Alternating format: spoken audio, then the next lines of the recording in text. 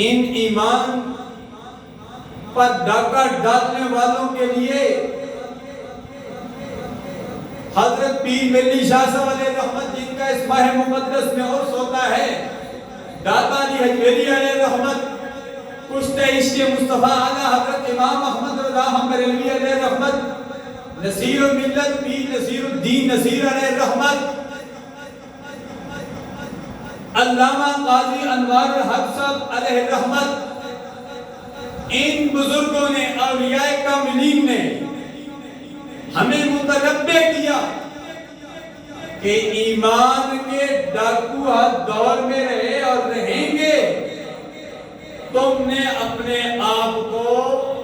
محفوظ کرنا ہے کہ کہیں ہمارے ایمان پر ڈاکہ نہ ڈال دیں۔ اور جو ایمان پر ڈاکہ ڈالنے والے تھے